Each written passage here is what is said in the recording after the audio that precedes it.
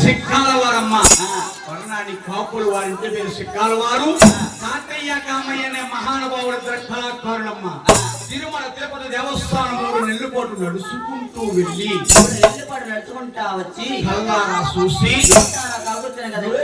కవుగుచ్చిన కదండి రామాయణం కాదు భారతం కాదండి తిరుమల తిరుపతి దేవస్థానం కదా మహానుభావుడు ఏడుకొండ వాడు ఎక్కడ పుట్టాడు ఎక్కడ పెరిగారు వారి తల్లి ఎవరు తండ్రి ఎవరు ఏడుకొండ స్వామి భార్య ఎవరు మహానుభావుడు కళ్ళతో చూసి లోకాల కవుగుచ్చిన కదండి ఒక రామాయణం కాదు భారతం కాదు ఆ మహానుభావులు ఇద్దరు కూడా చెట్టిపాతి చెల్లిపోయారు బాబు చెట్టు కాయలు కోసుకుని అనుకున్నామండి గురువు లేదు విద్య గుడ్డు విద్య అన్నారు నాకు విద్యాదానం చేస్తున్న మహానుభావులు రామచంద్రపురము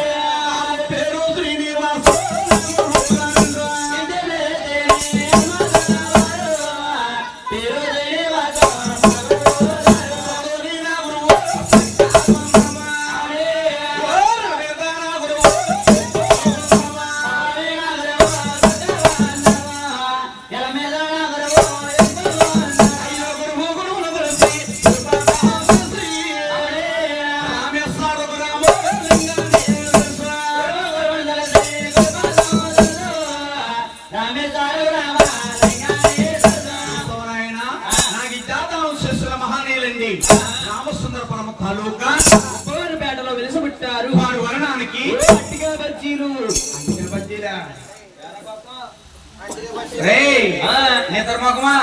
కోటిపిల్లి రేవు పండిదాడు వచ్చో అక్కడ తిన్నానండి అక్కడ తిన్నాం అయ్యా వచ్చి అంటిగా బజ్జీలు మిరగ బజ్జీలు కాదురా బాబు ఏ బజ్జీలండి వర్ణానికి శక్తి బజ్జీ వారింటి పేరే శ్రీనివాసరావు గారు చేసిన మొదటి గురువు గారు విద్యాదానం చేసిన రెండో గురువు గారు రామచంద్రపురం